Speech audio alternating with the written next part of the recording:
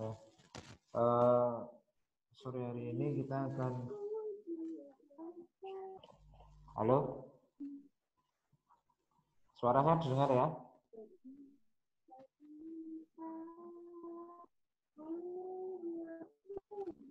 Itu yang belum di-mute, tolong di-mute dulu.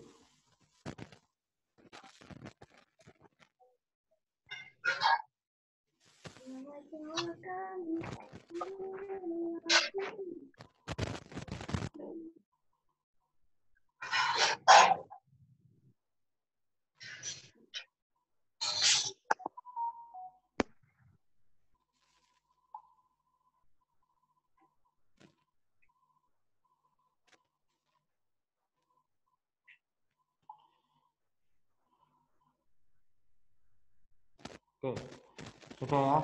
Assalamualaikum warahmatullahi wabarakatuh. Oke, sore hari ini karena kaitannya dengan surat edaran untuk kuliahnya online ya, jadi tidak bisa bertatap muka. Saya menggunakan Zoom untuk kuliah online ya. Jadi penugasan kemarin yang saya tugaskan untuk dipresentasikan, jadi karena kondisi yang seperti ini, tugasnya cukup di email saja. Nanti untuk penilaiannya, saya akan nilai dari papernya. Ya.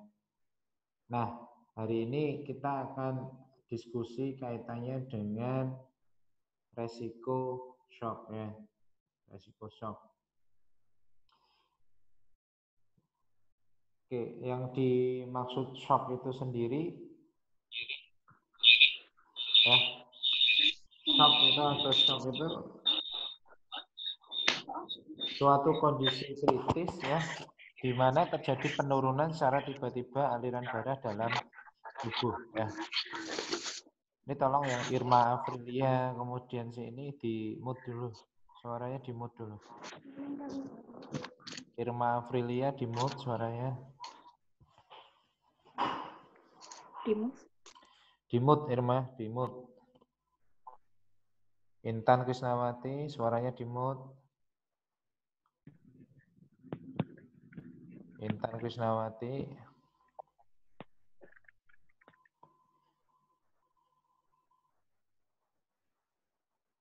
Oke, saya ulangi ya.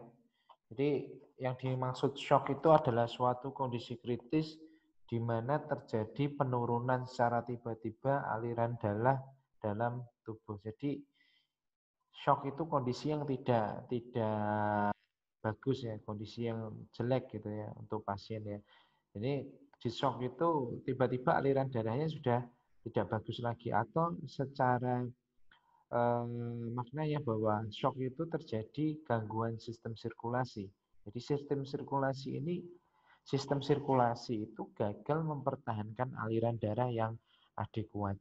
Jadi kalau kita bicara kaitan sistem sirkulasi itu ada kaitannya dengan sistem kardiovaskuler. Itu arti dari shock ya. Jadi shock itu gangguan sirkulasi.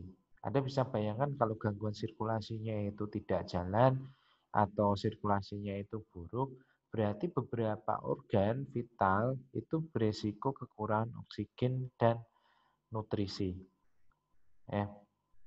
Jadi karena sirkulasi itu untuk mengantarkan oksigen yang dibutuhkan oleh sel, akhirnya beberapa organ itu dia akan kekurangan oksigen karena gangguan sirkulasi. Itulah bahaya dari shock itu sendiri. Nah, tanda dan gejala shock itu apa? Yang pertama jelas ada takikardi ya. Heart rate-nya pasien itu naik. Takikardi ya, heart rate-nya naik. Kenapa naik? Karena ketika dia gagal sirkulasi, supaya oksigen itu sampai ke sel, sampai ke jaringan, makanya tubuh itu akan melakukan kompensasi dengan cara mempercepat denyut jantungnya. Harapannya dengan dipercepat denyut jantungnya, kalau kalian masih ingat, berarti untuk meningkatkan atau mengoptimalkan cardiac output-nya. Ya. Jadi cardiac output itu kemarin yang sudah kita ajarkan itu rumusnya kan heart rate dikalikan stroke volume. Ya, heart rate kali stroke volume. Jadi kalau ada masalah sirkulasi, ya, stroke volumenya dia turun, makanya supaya cardiac output-nya ini tetap bagus, tubuh itu akan meningkatkan heart rate-nya dulu. Ya. Yang baru masuk bisa di mute, bisa di mute. Oke ya. Jadi kompensasinya itu jantungnya akan melakukan, denyutnya akan dipercepat. Harapannya supaya sirkulasinya naik ya. Nah, ketika dia takikardi atau jantungnya itu berdenyutnya dipercepat, lama-kelamaan dia akan gagal kompensasi ya. Akhirnya bisa bradikardi dan jadilah gangguan sirkulasi. Ya. Nah, kemudian tekanan darahnya itu kalau dia sudah takikardi, dia diikuti dengan tekanan darahnya mulai menurun. Itu tanda-tanda dari shock. Ya. Kemudian apa? Pasti pasiennya sesak nafas karena ketika dia ada gangguan sirkulasi, dia kekurangan oksigen. Nah, selnya itu ngasih sinyal ke medula oblongata untuk meningkatkan pernafasannya. Ya. Kemudian akralnya dingin, akral dingin, nadi cepat ya. Nadi yang diradialis di tanganmu diradialis itu ketika ada raba itu nadinya frekuensinya cepat, tetapi kualitasnya lemah. Jadi ketika ada raba masing-masing itu nadinya itu kan dia kualitasnya bagus, denyutnya kuat gitu ya. Tapi kalau kasus seperti ini dia cepat, frekuensi nadi denyutnya cepat, cuman lemah gitu. Kualitas atau isinya itu lemah. Ya. Kemudian lemas, kulitnya pucat dan sebagainya ya. Oliguri atau anuri pipisnya sedikit atau tidak ada air kencingnya. Nah, akral dingin, nadi cepat tapi lemah itu kaitannya dengan perifer tadi. Jadi kalau dia ada gangguan sirkulasi, kemarin yang jelaskan bahwa yang dikorbankan adalah perifernya ini. Ya. Supaya apa? Organ-organ vital tadi dia tetap dapat pasokan oksigen. Sehingga ini yang kita perifer ini yang kita korbankan, akralnya jadi dingin, nadi cepat, kulitnya pucat dan sebagainya. Ya. Nah kalau misalnya di sini sudah kita korbankan, kemudian tidak ada penanganan, maka organ vitalnya jadi kena. Organ vital itu ginjal, ya, jantung, otak itu jadi kena, gitu. Ginjal kena misalnya, sudah berlarut-larut, misalnya dia tidak dapat asupan oksigen yang bagus, ya, akhirnya terjadi kerusakan ginjal. Tandanya apa? Pasiennya bisa oliguria atau anuria. Nah, ini salah satu tanda shock ya. Nah, penyebab shock itu sendiri adalah karena memang kondisi jantungnya yang bermasalah. Pasien misalnya dia gagal pompa, gagal jantung, itu dia nggak bisa pompa dengan bagus, optimal, nggak bisa pompa optimal. Otomatis kalau dia nggak bisa pompa optimal, dia nggak bisa pompa optimal, berarti apa? Stroke volume ya itu akan turun. Kalau stroke volume turun, ya makanya cardiac output beresiko untuk turun. Ya, akhirnya dikompensasi dulu oleh heart rate. Kalau heart rate-nya dia gagal kompensasi, makanya cardiac output-nya itu pasti akan turun. Jadilah pasiennya gangguan sirkulasi atau dinamakan dia shock. Ya. Itu kalau kondisi jantung, termasuk serangan jantung dan sebagainya. Atau pasien perdarahan berat. Ya. Jadi kalau perdarahan berat itu pembuluh darahnya, ya, itu dia akan kekurangan darah. Jadi pembuluh darahnya kekurangan darah yang semula volumenya penuh, di pembuluh darah volumenya tinggal separuh gitu. Nah otomatis apa? Ini akan mempengaruhi, kalau kemarin kita bicara stroke volume, ini akan mempengaruhi preload-nya. Jadi preload-nya itu akan berkurang. Kalau preload berkurang, stroke volume akan berkurang dan akhirnya mempengaruhi sirkulasi. Sama halnya pasien dehidrasi, kekurangan cairan itu sama dengan dia kekurangan darah. Ya, bedanya adalah penyebabnya. Ya, itu cairan-cairan apa yang keluar itu. Infeksi, nah ini jenazah juga bisa menyebabkan shock. Ya, infeksi paling berat itu sepsis. Ya, itu dia bisa shock, namanya shock sepsis. Ya, kemudian reaksi alergi. Nah, kalau kalian punya alergi, reaksi alergimu ini ternyata bisa menyebabkan shock ya. Jadi kalau misalnya alergi ya berbahaya banget sampai sesak nafas dan sebagainya, ya jangan dilanjutkan. Ya, makanannya kasih aja orang lain gitu ya. Kalau mau alergi udang ya kasih aja udangnya ke temanmu gitu. Ya. Kemudian spinal injury atau dia ada luka atau trauma di bagian spinal ya. Bagian spinal bagian belakang vertebra itu ada spinalnya. Ketika dia ada luka seperti itu, nah ini yang bisa menyebabkan shock ya. Shock neurogenik biasanya ya. Namanya adalah shock neurogenik. Luka bakar ini bisa menyebabkan shock, diare bisa menyebabkan shock karena kaitannya dengan dehidrasi ya. Diare kaitannya dengan dehidrasi, luka bakar kaitannya dengan apa? Jadi luka yang ada ketika dia terkena luka bakar, lukanya itu grade-nya 2, 3, itu resikonya adalah evaporasi cairan. Jadi ada cairan yang dia bisa hilang dari jaringan kulitnya. Ya, ini yang baru masuk, tolong di-mute dulu, suaranya besar banget. Yang baru masuk bisa di-mute. Oke ya, jadi luka bakar tadi bisa evaporasi di mana cairan itu pindah ya dari permukaan kulit keluar sehingga resikonya apa? Di dalam tubuh kita itu bisa kekurangan cairan. Nah, itulah bahaya dari luka bakar. Kalau satu, derajat luka bakarnya besar, yang kedua, persentase luas luka bakarnya luas. Ya. Jadi kalau luka bakarnya cuma di tangan tong, tangan keslomot atau kena knalpot itu nggak sampai shock. Tapi kalau luka bakarnya area dada semua, area punggung semua, area tangan kanan atas semua, nah itu bisa aja berisiko shock. Nah ini tipe shock ya. Jadi shock itu secara garis besar tipenya ada seperti ini: sepsis, anafilaksis. Sepsis itu karena infeksi ya. Kemudian anafilaksis itu karena reaksi alergi, reaksi hipersensitivitas ya. Kemudian shock kardiogenik, berarti kalau kardiogenik itu masalahnya karena jantungnya sendiri. Jadi kita atasi shock itu atasi penyebabnya. Apa penyebabnya? Gitu kan. Oh, penyebabnya karena jantungnya denyutannya kurang. Berarti kita atasi kardiogeniknya dengan obat-obat. Ya, shock hipovolemik. Hipovolemik itu bisa karena cairan, bisa karena perdarahan. Ya, kalau perdarahan itu hipovolemiknya karena hemorrhagic. Ya, jadi penanganannya apa ya? Kita tangani cairannya itu. Kita kasih cairannya. Kemudian shock neurogenik. Nah, macam-macam shock ini nggak akan saya jelaskan di sini, tetapi nanti di semester atas, terutama di medical bedah atau di medical bedah atau di keperawatan gawat darurat kritis, kita akan berikan. Ya, ini termasuk shock itu adalah salah satu jenis kegawatan. Ya. Nah, ini fase shock. Ya. Kalau kita lihat fase shock itu, di sini ada 3 fase. Yang pertama adalah fase kompensasi. Ya. Kalau fase kompensasi ini apa yang terjadi ya? Ya biasanya kalau kompensasi, namanya kompensasi, saya pernah ajarkan, saya pernah singgung bahwa ini tubuh akan melakukan takikardi ya. Tubuh akan melakukan takikardi, kemudian dibuat vasokonstriksi ya, pembuluhnya dibuat persempit, tujuannya supaya apa? Supaya tekanan darahnya itu naik ya. Kemudian ventilasinya dinaikkan, nafasnya dinaikkan, makanya pasiennya kedeteksinya sesak nafas ya, karena takikardi. Nah, setelah kompensasi, dia akan masuk ke fase progresif. Artinya apa? Tekanan darah arterinya dia mulai menurun. Ya. Dikompensasi, diikuti tekanan darah yang turun. Ya. Tekanan darah yang turun. Kemudian fase irreversible.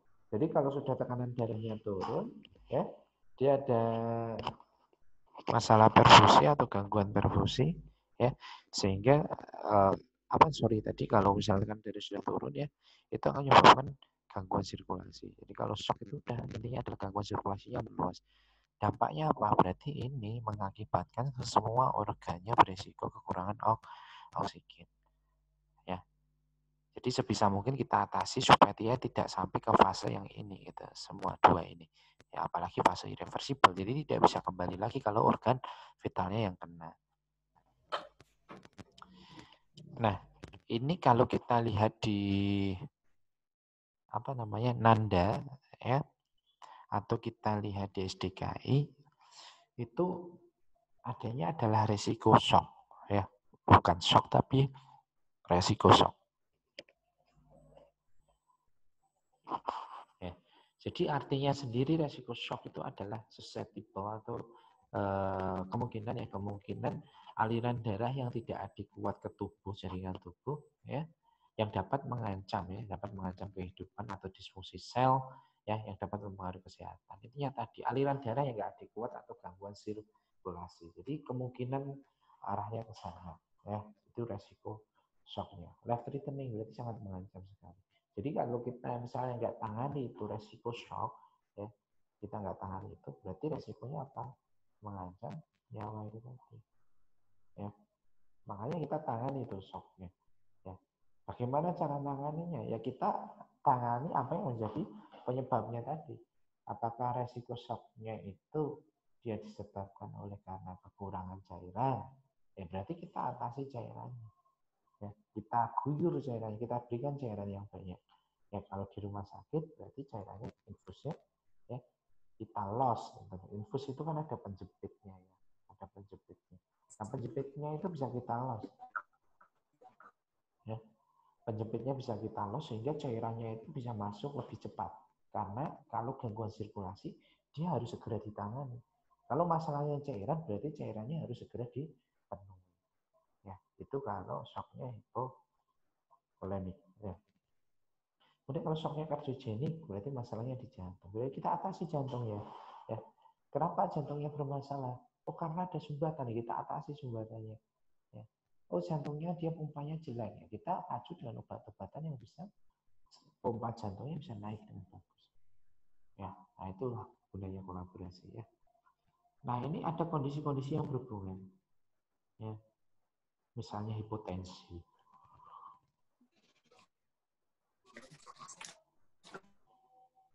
Ya. Kalau pasiennya hipotensi itu tekanan darahnya itu rendah, otomatis dengan tekanan darah yang rendah, dengan tekanan itu kan dorongan ya, dengan dorongan yang kecil juga. Jadi perfusinya akan turun. Kalau perfusi turun itu otomatis sirkulasi ke semua organ, sel jaringan itu berkurang. Ya. Hipovolemi tadi, hipoksemi berarti kekurangan oksigen di darah. Hipoksia kurang oksigen di sel. Nah ini ada infeksi, kemudian ada sistematik inflammatory response syndrome dan ada sepsis. Ini yang paling besar. Infeksi ya, kemudian bisa menimbulkan sistematik inflammatory response syndrome ini sendiri ya SIS ya. Itu tandanya biasanya pasiennya sesak nafas, leukositnya bisa naik bisa turun, suhunya bisa naik bisa turun ya. Itu SIS. Tapi kalau sepsis paling tidak ada dua tanda dari SIS ini, dua tanda dari SIS plus dengan hasil kultur. Ya, ingat ya. Sepsis itu harus ada hasil kultur yang menyatakan bahwa itu positif ada bakterinya, itu sepsis. Dan ini bisa beresiko shock. Ya. Nah ini banyak ya, jadi alurnya bagaimana resiko shock itu terjadi. Ya. Ini saya contohkan, saya membuat patofisiologinya, silakan dipahami pelan-pelan ya. Kita awali dari misalnya diare. Nah, kalau pasiennya diare, dia akan dehidrasi karena banyak cairan yang keluar. Ya, kalau dia dehidrasi itu berarti hipovolemia. Volumenya itu turun ya. Volume di dalam pembuluh darah itu turun. Ya, volume vaskular itu berkurang, itu hipovolemia. Kalau volume vaskular berkurang, tubuh akan melakukan fase kompensasi tadi ya. Kompensasi dengan cara apa? Ya tadi heart rate-nya dinaikkan, nafasnya dipercepat dan sebagainya. Nah, kalau fase kompensasi sudah dilakukan, suatu ketika tubuh itu akan capek ya. Akhirnya gagal kompensasi. Ya. Kalau gagal kompensasi apa yang terjadi? Karena dehidrasi, kaitannya dengan cairan, berarti preloadnya pasien akan turun. Ya, ingat karena dia diare kaitannya dengan cairan, cairan itu kaitannya dengan volume vaskular ya, volume di dalam pembuluh darah. Berarti kalau volume di dalam pembuluh darah itu berpengaruh pada preloadnya. Otomatis preload ini turun. Sehingga kalau preload turun, stroke volume akan turun ya. Kalau stroke volume turun, cardiac output itu turun. Kalau cardiac output turun, terjadi perubahan perfusi jaringan. So, jadi diare. Sama halnya dengan pendarahan hebat ya, sama-sama hipovolemi, cuman penyebabnya berbeda. Atau pasien gagal jantung kalau pasien gagal jantung itu jantungnya dia gagal untuk melakukan pemompaan ya, disebabkan karena kontraktilitas pasien itu turun ya, genjotannya itu kemampuan atau ototnya itu genjot kempisnya itu turun ya. Akhirnya apa? Kalau kontraktilitas turun mempengaruhi pada stroke volume ya, mempengaruhi pada stroke volume ya, akhirnya sama itu jadi resiko shock ya. Nah, kemudian ada alergi berat. Kalau kita bicara alergi itu ada reaksi antigen antibodi di sana. Ya. Itu preload sudah dilingkari siapa itu ya. Jadi intinya kalau preload itu kaitannya dengan volume ya, kaitan dengan volume. Nah, kemudian di sini alergi ya, ada respon antibodi ya. Karena ada respon antibodi ini terjadi peningkatan membran permeabilitas kapiler ya. Ada peningkatan membran permeabilitas kapiler. Kemudian ini bisa menyebabkan reaksinya itu vasodilatasi perifer. Jadi pembuluh darahnya dia berdilatasi. Ya. Kalau pembuluh darah dilatasi, otomatis tekanannya akan berkurang, pasien hipotensi. Kalau pasien hipotensi, ya, ini venous return itu yang kembali ke jantung itu bisa turun. Kalau kembali jantung turun, maka kita tarik ke sini, ya, preloadnya akan turun. Itu ya. Jadi respon antibodi ini dari alergi itu menyebabkan vasodilatasi. Kalau vasodilatasi, ya berarti pembuluh darahnya itu mereda, jadi tekanan yang melewati sana itu otomatis akan turun sehingga tekanan darahnya hipotensi. Kalau tekanan darah hipotensi, ya tekanannya turun, venous return yang kembali ke jantung itu tidak harus berangkat. Ya akhirnya apa? Preloadnya jadi turun. Kalau preload turun, stroke volume jadi turun ya. Kalau stroke volume turun jadinya resiko shock. Oke. Ini infeksi ya. Infeksi itu bisa jadi sepsis.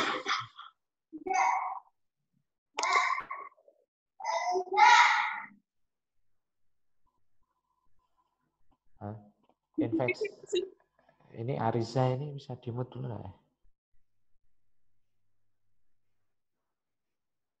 Oke. Ariza.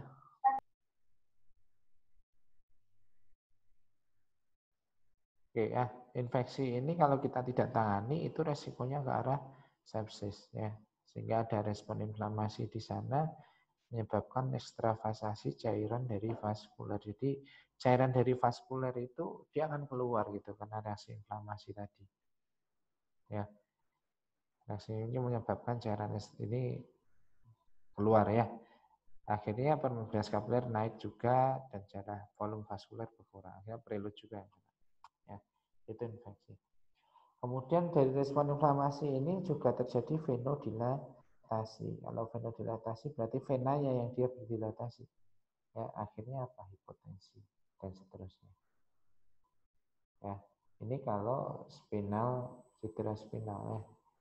Cedera spinal ini dia mempengaruhi tonus simpatis. Ya, yang ujung-ujungnya juga venodilatasi. Jadi kenapa pasien ini bisa shock karena sepsis, kemudian cedera spinal ya di medula spinalis atau cedera di bagian vertebramu itu mempengaruhi pembuluh darahnya. Jadi pembuluh darahnya itu tiba-tiba dia karena respon tersebut itu pembuluh darahnya bisa dilatasi. Kalau pembuluh darah dilatasi melebar, ya resikonya apa? Tekanan darahnya jadi turun. Ya, kalau tekanan darah turun, akhirnya venous return-nya juga turun. Ya. Nah itu proses dari beberapa contoh patofisiologi dari resiko shock. Ya. Saya tidak akan menjelaskan banyak kaitan dengan resiko shock, kaitan dengan shock sendiri. Ya. Nanti di semester atas karena penanganan shock itu memang merupakan suatu bentuk penanganan gawat darurat ya, dan kritis ya. Sehingga kasus shock seperti ini memang kasus yang sudah ibaratnya sudah kondisi yang jelek gitu. Oke, selesai sekarang semuanya di open mode semuanya di open mode. Ya. Silakan ada yang mau ditanyakan.